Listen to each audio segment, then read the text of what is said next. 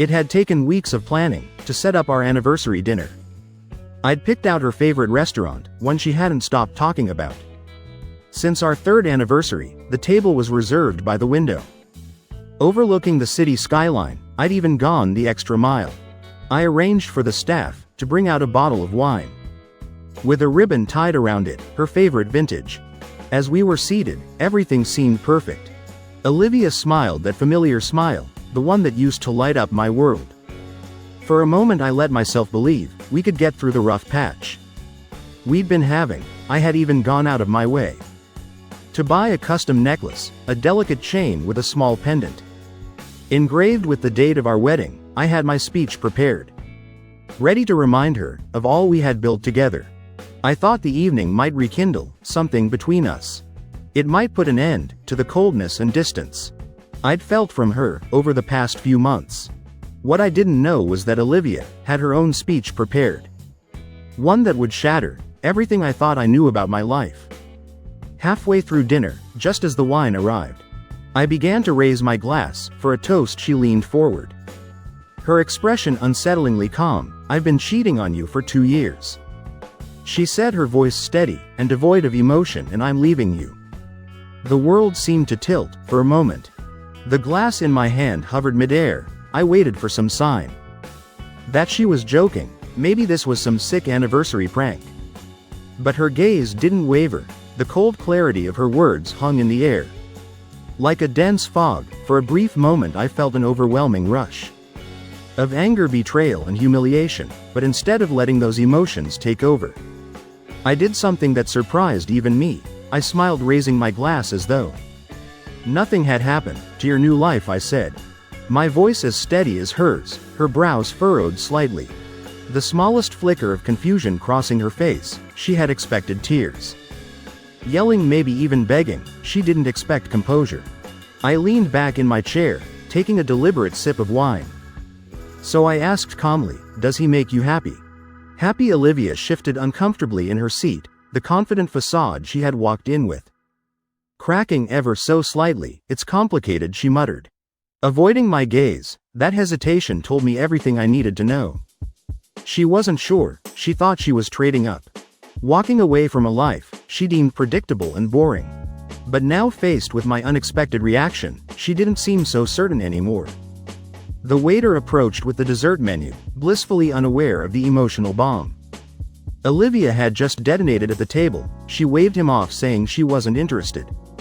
But I held up a hand. "I'll take a look," I said, casually flipping through the menu, as though nothing had happened. I ordered a slice of cheesecake for myself, and asked for a coffee. "You should try the creme brulee," I said, looking up at her. She stared at me, incredulous. "How can you act like this isn't a big deal?" "Because it isn't," I replied, setting the menu aside. "You've made your decision, Olivia. There's no point in me getting upset about it now." That wasn't entirely true, of course. Inside I felt like my heart was being torn apart. But I wasn't about to give her the satisfaction of seeing me break. When the dessert arrived, I excused myself to step outside. The air was cool. I took a moment to breathe deeply, letting the night calm the chaos in my mind. I pulled out my phone and dialed a number I hadn't used in years. "Nathan, my lawyer." "Nathan," I said when he picked up. "I need your help tonight." He didn't ask questions. That was the thing about Nathan. He understood the gravity of a situation. Without needing every detail right away, he simply told me to send him what I had, and that he'd be ready to meet in the morning. With that, I made one more call. This time to a private investigator I had hired months ago, Alan. Alan had been keeping tabs on Olivia ever since I first noticed the late nights and secretive behavior. "It's happening," I told him. She admitted it. "I need everything we've got ready to go." Alan assured me it was all set, and I felt a small measure of relief. Returning to the table, I found Olivia scrolling through her phone, her face illuminated by the dim glow of the screen. I could only assume she was texting him her new complicated partner. "How will you explain this to the kids?" I asked, sliding back into my seat. Her face faltered. For the first time all night, she looked genuinely unsure. "I don't know," she said. Of course she didn't. Olivia had planned this betrayal down to the last detail, but she hadn't thought about the consequences. She hadn't considered how it would affect our children, our family as I finished my dessert. I allowed myself a small private smile. She thought she had the upper hand. That she was walking away from me with her head held high, but she had no idea what was coming. Returning to the table, I found Olivia hunched over her phone, her face illuminated by the glow of the screen. Her lips twitched with the faintest hint of a smile. She was texting him. She didn't even bother to hide it anymore. Sliding back into my seat, I watched her carefully, noting every small detail, the way she held her phone protectively, the slight blush on her cheeks, the avoidance of eye contact. It was as though she had already erased me from her life. "What will you tell the kids?" I asked casually. Breaking the silence, her head snapped up, and for the first time that night she looked genuinely caught off guard. "I'll figure it out," she stammered. The confidence she'd exuded earlier was beginning to crack. And I could see the wheels turning in her head. She hadn't thought that far ahead. Her plan didn't extend beyond her own selfish desires. "You'll figure it out," I repeated, raising an eyebrow. "That's reassuring." She glared at me, her defensiveness bubbling to the surface. "You don't need to make this harder than it already is." I chuckled, shaking my head harder. "For who, Olivia? You?" Her silence was all the answer I needed. The waiter returned to check on us, oblivious to the tension hanging thick in the air. Olivia declined dessert again, but I ordered a second coffee. I had no intention of rushing this moment. As I sipped my coffee, I allowed my mind to wander, reflecting on the months that had led up to this dinner. The signs had been there all along. The late nights, the secretive phone calls, the way she avoided my touch. At first I thought it was just a rough patch, something all couples go through after years of marriage. I had tried to talk to her to ask what was wrong, but she always dismissed me. "I'm just tired," she'd say. Or "Work has been stressful." But the truth was far more insidious. While I was busy trying to hold our family together, she was out building a new life with someone else, and yet despite all the evidence I had stayed silent. I told myself I needed proof, that I couldn't confront her without knowing the full story. That's when I hired Alan, the private investigator. It was one of the hardest decisions I'd ever made. Handing over my suspicions to someone else, allowing them to pry into my wife's life. But when Alan started sending me photos of Olivia and her lover, laughing together at a cafe, entering a hotel room, kissing in a parked car, I knew I had made the right choice. I had everything I needed: dates, times, receipts, and even recordings of their conversations. She thought she had outsmarted me, but she had no idea how much I already knew. Olivia shifted in her seat, her discomfort growing with each passing second of silence. "Why aren't you angry?" she asked suddenly, her voice tinged with frustration. "Why aren't you yelling or doing something?" I set my coffee cup down, carefully meeting her gaze. "What's the point?" I asked. "You've already made your decision. Getting angry won't change anything." She blinked, clearly unprepared for my calm demeanor. I didn't expect you to act like this." I leaned back in my chair, a small smile playing at the corners of my mouth. "You thought I'd fall apart, didn't you? Bet I'd make a scene, beg you to stay." Her silence spoke volumes. The truth was, I had fallen apart months ago when I first realized what was happening. I had spent sleepless nights wondering where I went wrong, questioning every moment of our marriage. But now, sitting across from her, I felt an unexpected sense of clarity. This wasn't about me, it was about her selfishness. Her inability to commit, her betrayal, and I wasn't going to let her drag me down with her. The waiter returned with a check and I reached for my wallet. Olivia started to protest, but I waved her off. "Don't worry," I said. "This one's on me." She frowned, clearly suspicious of my behavior. "You don't have to act so magnanimous." "Magnanimous," I repeated, laughing softly. "That's a big word for someone who just admitted to cheating." Her cheeks flushed and she looked away, fiddling with the edge of the tablecloth. As I signed the receipt, I glanced at her one last time. "You know," I said, my tone light, "you've given me a lot to think about tonight. I hope he was worth it." Her eyes darted to mine, but I didn't wait for her response. I stood, slipping my jacket over my shoulders, and walked toward the door. Stepping outside, I took a deep breath, the cool night air washing over me. I pulled out my phone and dialed Alan. "She admitted it," I said when he answered. "Good," Alan replied. "What's the next move?" "Send me everything," I said. "Photos, videos, recordings. I want it all organized and ready to go." "Consider it done," Alan said, ending the call. I stood on the sidewalk for a moment, staring up at the restaurant's glowing sign. Inside, Olivia was probably wondering what I was up to, her mind racing with possibilities she had no idea. That I was 10 steps ahead, that I'd been preparing for this moment for months. I walked back inside, sliding into my seat, as if nothing had happened. Olivia looked at me, her eyes narrowing slightly. "What were you doing out there?" she asked. I smiled, picking up my coffee cup, just enjoying the fresh air. The game had only just begun, and I was ready to play. The restaurant door opened and a faint chime rang through the air. I didn't need to look up to know who it was. I had planned this moment down to the last detail. I leaned back in my chair, smiling. As Olivia glanced toward the entrance, her face already pale, from the tension between us drained of all color. When she saw him walk in, "You're not leaving just yet," I said, my voice calm but laced with purpose. Her head whipped toward me, panic flashing in her eyes. "What did you do?" she hissed, her voice low but trembling. I gestured toward the man now standing at the entrance. Scanning the room, I figured it was time for a proper introduction. After all, you've been seeing him for 2 years. It's only fair that I get to meet him, don't you think? She froze, her mouth opening and closing, as if searching for the right words.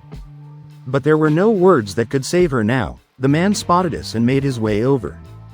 His gait confident but cautious, he clearly didn't know what to expect. Though I could see a flicker of excitement in his eyes, as he approached the woman he believed was his. David the First greeted him, standing and extending a hand. He hesitated for a moment before shaking it, his confusion evident. "Hi," he said, glancing between me and Olivia. "I wasn't expecting this." "Neither was I," said, smiling. As I gestured for him to take a seat, "But life is full of surprises, isn't it?" David pulled out a chair and sat down, still unsure of what was happening. Olivia, on the other hand, looked like she wanted to sink into the floor. Her hands clutched the edge of the table. Her knuckles white. "Marcus," she began, her voice tight with barely concealed anger. "This is unnecessary." I ignored her, turning my attention to David, so I said, pouring him a glass of wine, "You're the man my wife has been seeing behind my back. How's that been going for you?" David's eyes widened, and he shot a nervous glance at Olivia. "I think there's been a misunderstanding," he stammered. "No misunderstanding," I said, my tone sharp enough to cut through the air. "I know everything, the late-night meetings, the hotels, the lies. Trust me, David, I've done my homework." He looked at Olivia, his expression shifting from confusion to accusation. "You said you were going to tell him," he said, his voice low but strained. Olivia shook her head, her lips pressed into a thin line. "This isn't the time or place," she said through gritted teeth. "On the contrary," I said, leaning back in my chair, "this is the perfect time and place. You've been lying to both of us for years. It's time to get everything out in the open." The waiter approached our table, his cheerful demeanor faltering, as he sensed the tension. I ordered another bottle of wine and a round of desserts, ignoring the awkward silence that had fallen over the table. As we waited, I decided to break the ice. "So David the First began, what is it about Olivia that caught your attention? Was it her charm, her beauty, or maybe it was her ability to lie so convincingly?" "Marcus, stop!" Olivia snapped, her composure slipping further. David, however, looked genuinely torn. "I thought we were building something real," he said, his eyes locked on Olivia. "You told me you were trapped in a loveless marriage, that he didn't care about you." I raised an eyebrow. "Is that so? And yet here we are celebrating our anniversary. Doesn't seem very loveless to me."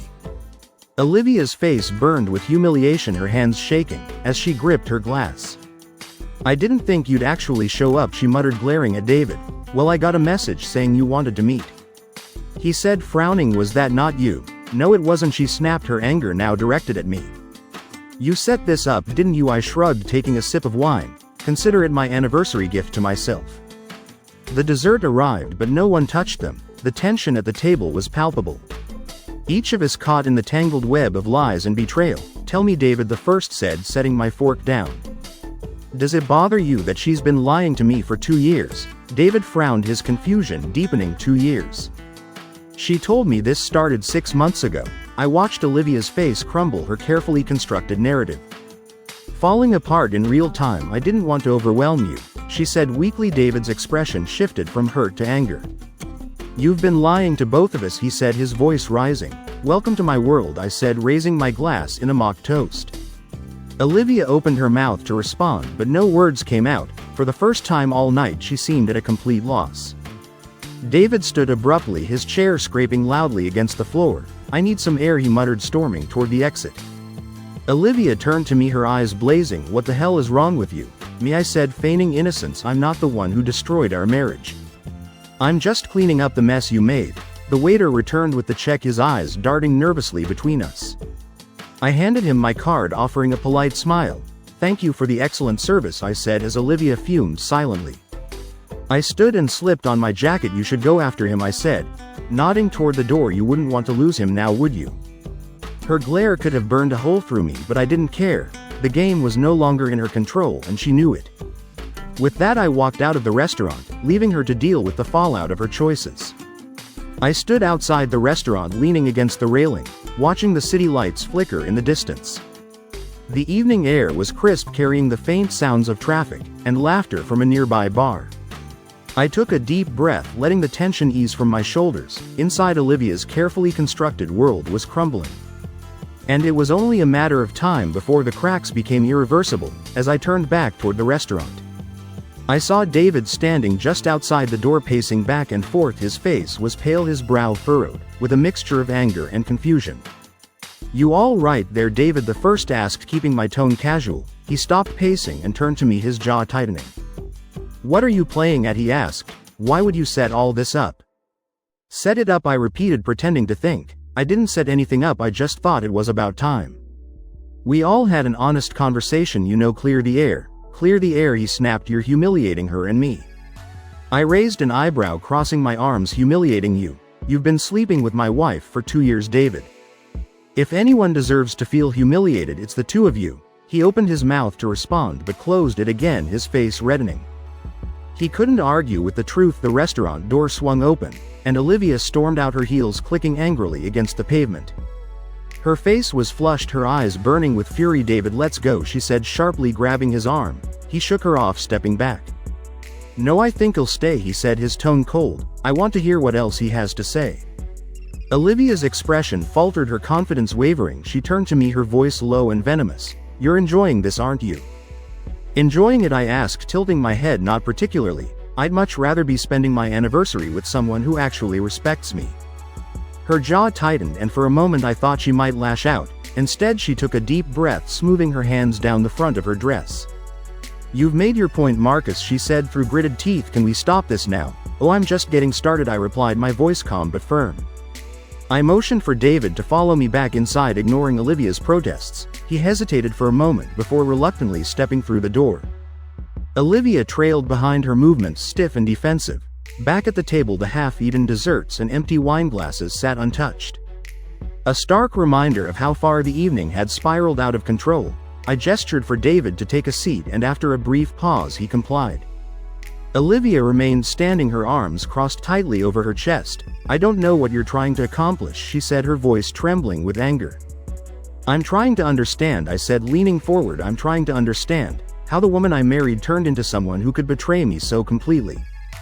Her eyes darted away, unable to meet mine. David shifted uncomfortably in his seat, the weight of the confrontation pressing down on him.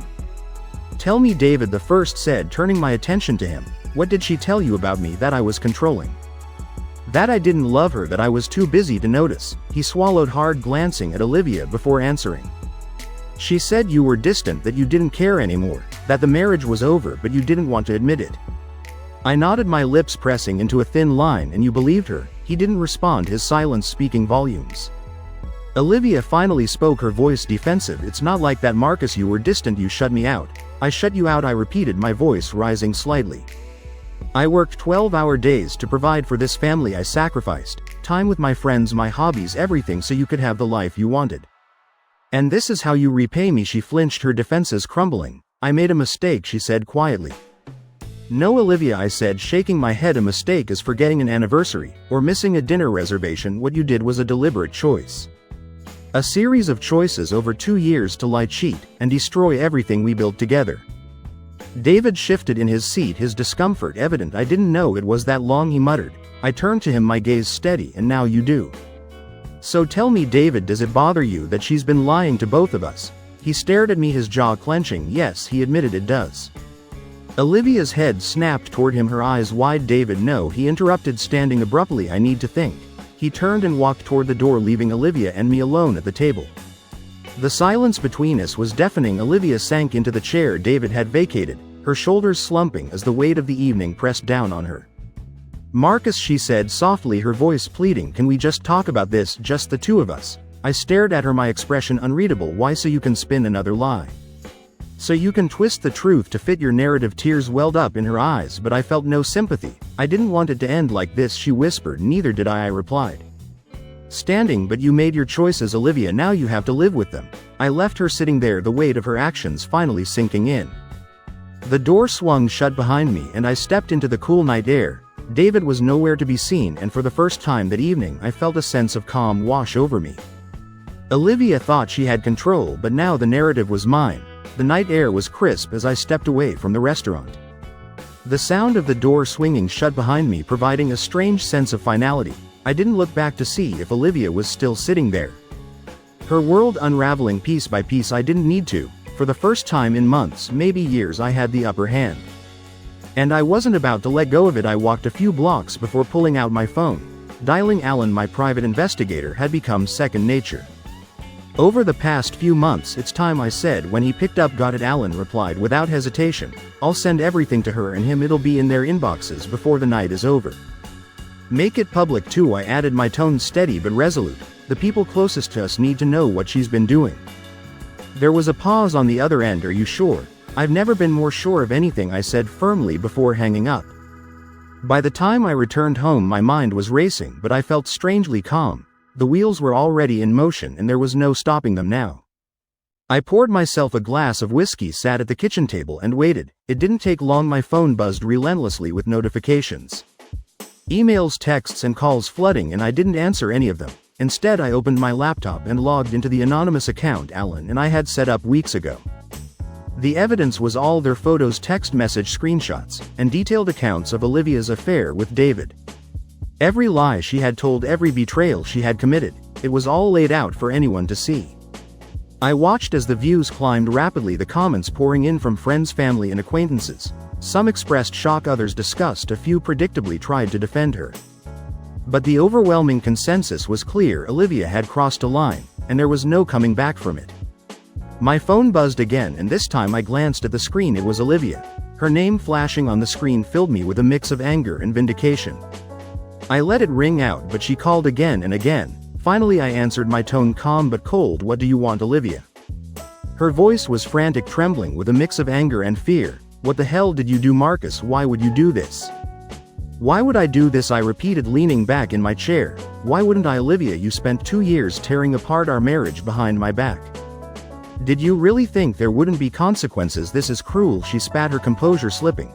"You're trying to ruin me." "No," I said evenly, "you ruined yourself. I'm just making sure everyone knows the truth." There was a long silence on the other end, broken only by her ragged breathing. Finally she spoke, her voice barely above a whisper. "What do you want from me, Marcus?" I sighed, setting my glass down on the table. What I wanted, Olivia, was a partner, someone I could trust. Someone who valued the life we built together, but you made it clear that wasn't who you were. So now all I want is for you to face the consequences of your actions. The next morning the fallout began in earnest. Mutual friends started reaching out, expressing their shock and disappointment in Olivia. Some cut ties with her entirely, unwilling to associate with someone who had betrayed her family so deeply. David wasn't spared either. His employer, a prominent law firm, caught wind of the scandal and placed him on indefinite leave. His reputation, carefully built over years, was now in tatters. And Olivia, she tried to fight back, calling mutual friends and family members to plead her case. But the evidence was undeniable, and the more she tried to explain it away, the worse she looked. A few days later I received a call from David. I almost didn't answer, but curiosity got the better of me. "What do you want?" I asked, not bothering to hide my disdain. I need to know why you did it," he said, his voice heavy with defeat. "Why air everything out like that?" I leaned back in my chair, staring out the window. "Because you needed to know what it feels like," I said simply. "You thought you could walk into my life, take my wife and destroy my family without any repercussions. You were wrong." He didn't respond, but I could hear his shallow breathing on the other end. Finally he muttered, "I never meant for it to go this far." I laughed bitterly. "That's the thing about choices, David, they have consequences whether you meant for them to or not." By the end of the week Olivia showed up at the house. Her face was pale and drawn. She looked like she hadn't slept in days. Her once perfect exterior was now cracked and broken. "Marcus," she began, her voice trembling, "can we talk?" I stood in the doorway, blocking her from entering. There's nothing to talk about, Olivia. You made your choices and now you're living with them. Please, she whispered, tears streaming down her face. I'll do anything to fix this. I'll go to counseling. I'll cut off contact with David. Just don't give up on us. I shook my head, my expression resolute. There is no us anymore, Olivia. You ended that the moment you decided to betray me. Her shoulders slumped. And for the first time she looked truly defeated. Without another word she turned and walked away, disappearing down the driveway. That night, as I sat in the quiet of the house, I felt a strange mix of emotions. Part of me was relieved that it was finally over, that the truth was out and the lies were behind me. But another part of me mourned the life I had lost, the marriage, the family, the future I had envisioned. Still, I knew one thing for certain: I wasn't the one who had destroyed that. That burden was Olivia's to bear, and she would bear it alone. The days following Olivia's public unmasking were nothing short of chaotic. What had started as a carefully executed plan to reveal her betrayal had now spiraled into something far bigger. The ripples of her actions extended beyond our home and touched every corner of her life. It was like watching a slow-motion car crash, and there was nothing she could do to stop it. Friends once loyal to her began to pull away. Social media posts that once garnered hundreds of likes and comments were now met with silence or outright hostility. The texts and calls she bombarded me with gradually turned from anger and threats to desperation and regret. I didn't respond to any of them. Olivia was a ship sinking fast, and she was discovering just how cold the waters of betrayal could be. For me, the fallout wasn't as chaotic, it was oddly peaceful. A sharp contrast to the storm raging in her world. I moved through my days with a quiet sense of purpose, focused on my children and my work. The kids had been my priority from the beginning. I made sure to shield them from the full brunt of the drama, keeping their routines as normal as possible. But children are perceptive, and they knew something was wrong. Where's Mom? My youngest asked one night at dinner, his fork poking at his plate. She's staying somewhere else for a little while, I said carefully, not wanting to taint their perception of her more than necessary. But I'm here and we'll get through this together. He nodded solemnly, clearly not fully understanding but accepting my words nonetheless. My heart ached for them. They deserved better than this. Meanwhile, Olivia's life continued to crumble. She lost her job at the marketing firm. Apparently David's fall from grace had dragged her down with him. It seemed their company wasn't eager to keep employees embroiled in a public scandal. She reached out to mutual friends, but most of them had already seen the evidence. It was hard to argue against photos, texts, and videos that left no room for interpretation. I heard through the grapevine that she had moved into a small apartment on the other side of town. Gone were the days of luxury and comfort she had enjoyed in our family home. Now she was alone, left to grapple with the reality of her choices. One evening I received a call from Olivia's sister Sarah. She and I had always gotten along well, and it was clear she was struggling to reconcile the sister she loved with the woman who had done so much damage. I don't know what to say, Marcus, she began, her voice heavy with regret. I can't believe she did this to you, to the kids, to herself. Neither can I admitted, leaning against the kitchen counter. She's been calling me non-stop. Sarah continued, begging for help, saying she didn't mean for things to get so out of hand.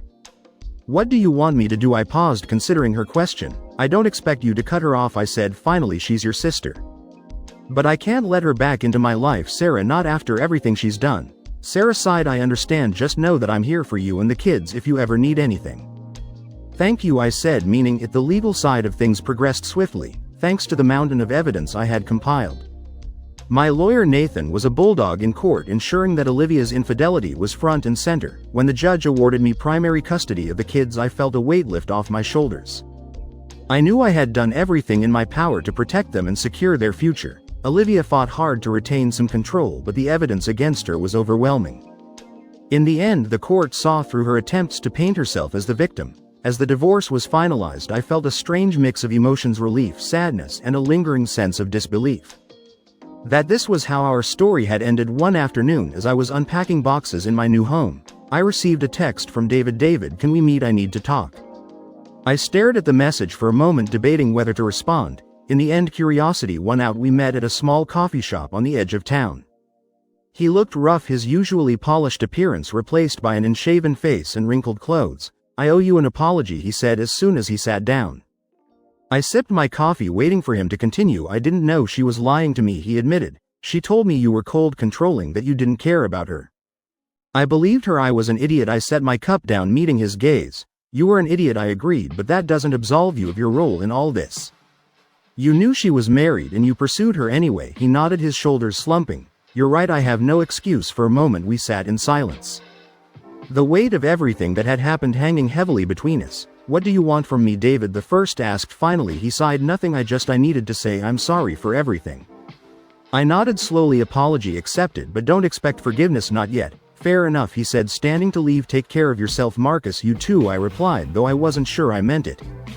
That night, as I sat on the couch with my kids watching their favorite movie, I felt a sense of peace settle over me. The fallout had been devastating, but it was also necessary. It had cleared away the lies, the betrayal, and the toxic elements of my life, leaving room for something better. For the first time in years, I felt like I could breathe again. The first morning in the new house felt surreal. The air was quiet, the kind of peaceful silence that had been missing from my life for years. The kids were still asleep upstairs, their laughter and footsteps yet to fill the empty rooms. I sipped my coffee by the window, staring out at the neighborhood. That was slowly becoming our new home. It wasn't the grand house Olivia and I had shared. This was smaller, cozier, and free of the memories that once haunted every corner of my old life. It wasn't just a house, it was a blank slate. Moving on wasn't easy. It never is after a betrayal of that magnitude.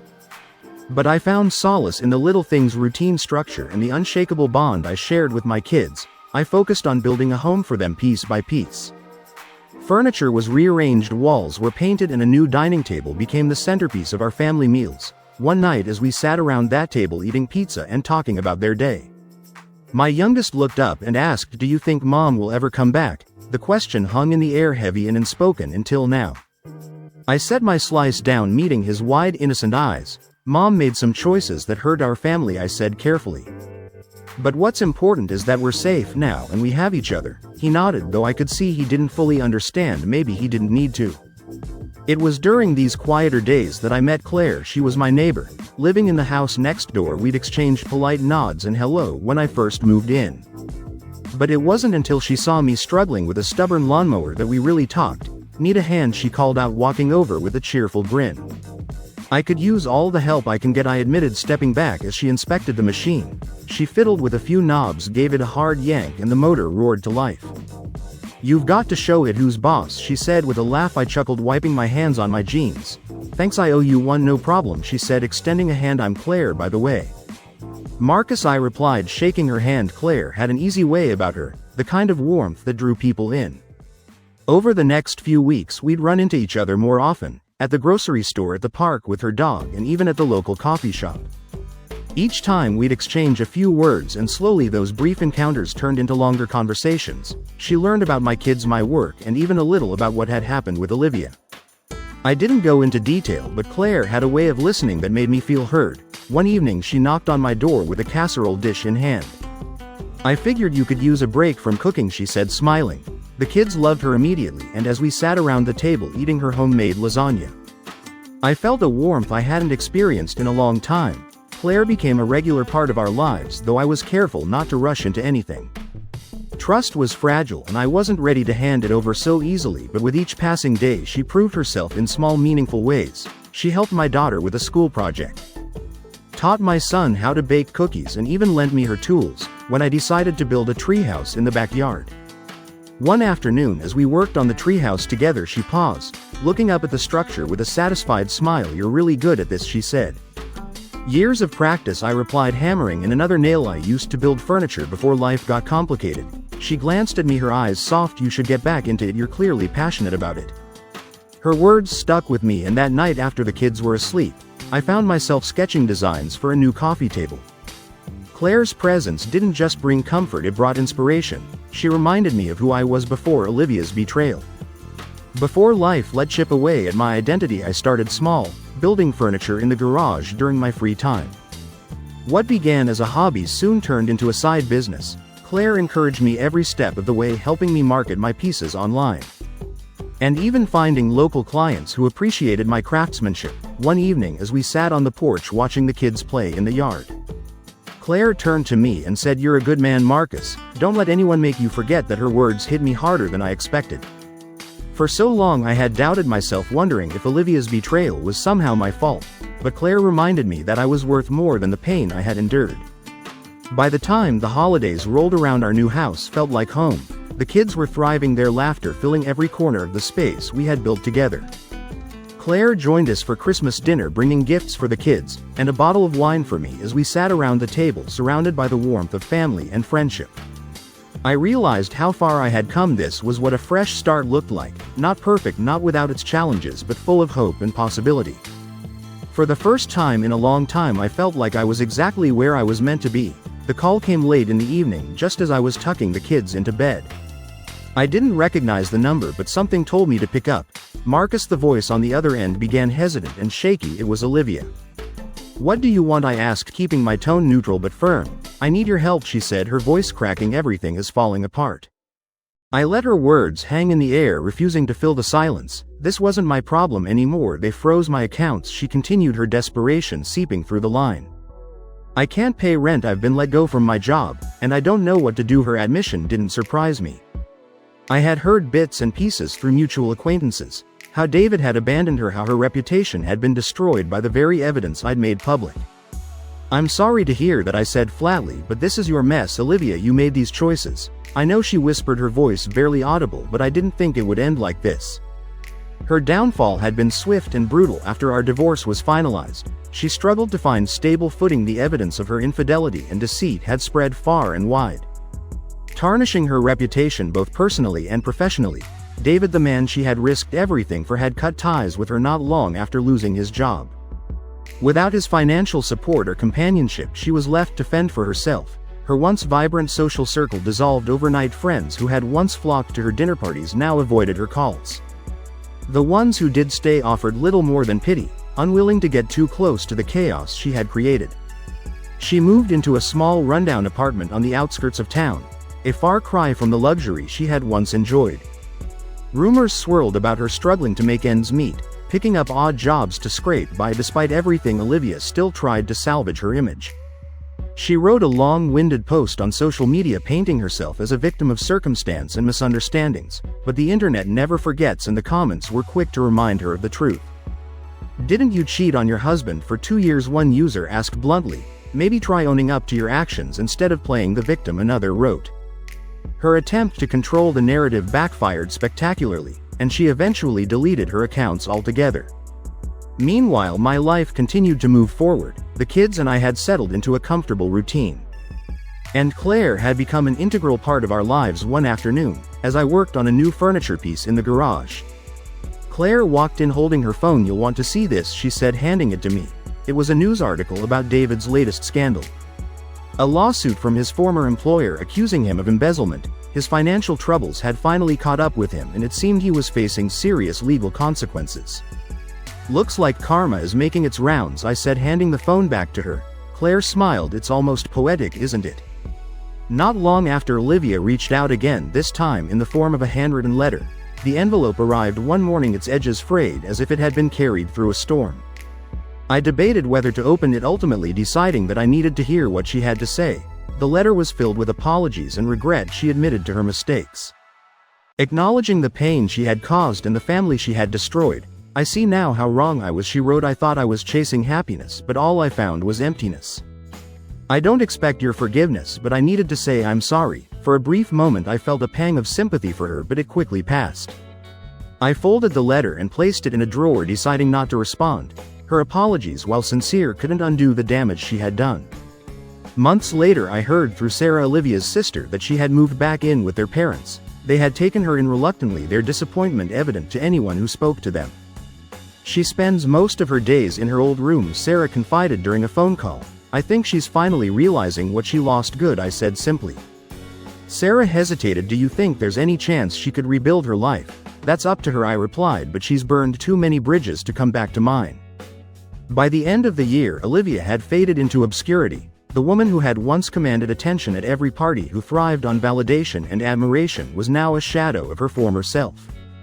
Her downfall wasn't just a result of my actions, it was a consequence of her own choices, her inability to see beyond her selfish desires. And while part of me felt a sense of closure, I knew that true peace came not from her suffering, but from the life I had rebuilt for myself and my kids. That evening, as I sat on the porch watching the sunset, Claire joined me with 2 mugs of coffee. "Penny, for your thoughts?" she asked, sitting beside me. I smiled, shaking my head, "Just thinking about how far we've come." She reached for my hand, her touch warm and reassuring. "You deserve this, Marcus, all of it." And for the first time in years I truly believed her. The house was quiet, bathed in the golden glow of the late afternoon sun. The kids were at a friend's birthday party, giving me a rare moment of solitude. I sat in my workshop sanding down a piece of walnut for a custom coffee table. The rhythmic scrape of the sandpaper against the wood was meditative, a steady reminder that rebuilding something broken takes time, effort, and care. This had become my sanctuary. Whenever the weight of the past threatened to creep back in, I would retreat to the workshop, letting my hands create what my heart was still learning to process. Claire arrived later that evening, balancing a casserole dish in one hand and a bouquet of flowers in the other. "You didn't have to do all this," I said, taking the dish from her and setting it on the counter. "You're right, I didn't," she replied with a teasing smile. "But I wanted to, plus the kids love my lasagna." She wasn't wrong. By the time dinner was over, the kids had polished off every last bite, leaving me with little more than a slice to tuck away for lunch the next day. As we cleaned up the kitchen together, Claire looked over at me, her expression serious. "You're doing an amazing job with them," she said. "Thanks," I replied, drying a plate. "I just want to make sure they feel safe and loved after everything they've been through. They deserve that much, and so do you," she said softly, her eyes meeting mine. Our relationship had grown slowly, rooted in trust and mutual respect. Claire never pushed me to open up about my past, but when I did, she listened without judgment. "I didn't think I'd ever be able to trust someone again," I admitted one evening. As we sat on the porch, the kids already in bed after Olivia, I wasn't sure if I even wanted to try. She reached for my hand, her grip warm and steady. "Trust takes time, Marcus, and so does healing, but you're stronger than you think." Her words stayed with me long after the conversation ended, a quiet affirmation that I was moving in the right direction. One morning, Claire showed up with a stack of business cards and a folder of ideas. "I was thinking," she began, spreading the cards out on the table, "your furniture is incredible and people should know about it. Why not turn this into a full-time business?" I laughed, shaking my head. "Claire, I'm barely keeping up with the few orders I have now." "Exactly," she said, her eyes sparkling with determination. "There's a demand for what you do, we just need to organize it." She wasn't wrong. With her help, I launched a small business creating custom furniture pieces for local clients. Claire handled the marketing, setting up a website and managing social media, while I focused on the craftsmanship. Within months, the business took off. And for the first time in years, I felt a sense of purpose beyond just surviving. The kids thrived in our new routine too. My son joined a local soccer team, while my daughter developed a passion for art. Claire became an integral part of their lives, attending games and helping with school projects. One evening, as we sat around the dinner table, my daughter looked up and said, "Claire, are you going to marry Dad?" The question caught us both off guard. Claire's cheeks turned pink and she glanced at me, unsure how to respond. "Well," she began, choosing her words carefully, "that's something your dad and I would need to talk about, but I'll always be here for you no matter what." Her answer seemed to satisfy my daughter, who nodded and went back to her plate. But later that night, as Claire and I sat on the couch, I couldn't help but bring it up. "They love you, you know," I said, turning to her, "and so do I." She smiled, leaning her head against my shoulder. "I love you too, Marcus, all of you." The moment felt like a turning point, a confirmation that the life we were building together was real and lasting. For the first time in years, I wasn't looking over my shoulder, waiting for the other shoe to drop. The scars of the past were still there, but they no longer defined me. Instead, they served as a reminder of how far I had come and how much I had to look forward to. Months later, we stood in the backyard watching the kids chase fireflies under a canopy of stars. Claire wrapped her arms around me, her head resting against my chest. "Do you ever think about her?" she asked quietly. "Sometimes," I admitted, "but not the way I used to. She's part of my past and that's where she'll stay." Claire nodded, her fingers lacing with mine. "I'm glad you found peace." "So am I," said, tightening my hold on her. The night ended with the kids curled up on the couch, their laughter still echoing in the corners of the house. As I watched them, I realized that hope and healing weren't just concepts. They were choices I had chosen to fight for a better life for myself and for my family, and in doing so I had discovered something I thought I'd lost forever: joy. 5 years had passed since the dinner that had shattered my world and set me on a path of rediscovery. Time had a way of smoothing the rough edges of the past, but the lessons it left behind were etched deeply into who I had become. The house was alive with laughter and movement. Claire, now my wife, was in the kitchen baking cookies with the kids, their giggles spilling into the living room. I sat at my desk going over some design plans for a new client, but the sounds of my family kept pulling my attention. It was the kind of life I had once dreamed about, a life filled with love, trust, and simple joys. And it was one I had fought hard to build. Looking back, it was hard to believe how much had changed. Olivia had reached out a few times over the years. Always with some variation of the same message: regret, apologies, and the hope for a conversation. I never responded. The last I heard, she was still living with her parents, working a series of odd jobs to make ends meet. The glamorous carefree life she had chased with David had long since crumbled, leaving her with little more than memories of what she'd thrown away. David too had faded into obscurity. His legal troubles had cost him his career and reputation, and he had relocated to a different state. As far as I was concerned, both of them were ghosts, remnants of a chapter I had long since closed. Claire's gentle laugh pulled me from my thoughts. I turned to see her standing in the doorway, flour dusting her cheeks, and a tray of cookies in her hands. Want a taste test? She asked, holding out the tray. I took one, biting into the warm, gooey chocolate chip cookie. Perfect, I said, grinning. She leaned against the doorframe, watching me with that familiar steady gaze. You okay? I nodded, just thinking about how lucky I am. You deserve it, she said simply. The kids burst into the room moments later, pulling me toward the backyard where we had started planting a small garden together. My son proudly showed me the first sprouts poking through the soil, while my daughter asked a million questions about how plants grow. It was in these small moments that I found the most peace. Life wasn't flashy or extravagant, but it was full of meaning. The scars from the past had faded into the background, overshadowed by the warmth of the present. Later that evening, as Claire and I sat on the porch, I reflected on the journey that had brought me here. You know, I said, breaking the comfortable silence, there was a time when I thought I'd never feel this kind of peace again. Claire reached for my hand, her touch grounding me. But you made it, she said softly, and you built something beautiful out of the ashes. I nodded, my heart full. I couldn't have done it without you. She smiled, her eyes shining in the moonlight. You would have. I just helped you see what you were capable of. The next day I sat down to write a letter, not to Olivia but to myself. It wasn't about blame or anger, it was about gratitude. Gratitude for the strength I had found, the lessons I had learned, and the life I had rebuilt. I ended the letter with a simple promise. I will never forget where I've been, but I will always focus on where I'm going. The years stretched ahead, full of possibility. There would be challenges, no doubt, but I felt ready to face them as I tucked the letter into a drawer and turned to the sound of Claire calling me for dinner. I felt a deep sense of contentment. This was my life now, a life I had fought for, earned, and cherished. And as I joined my family at the table, the laughter and love surrounding me, I knew one thing for certain: the best chapters of my story were still being written.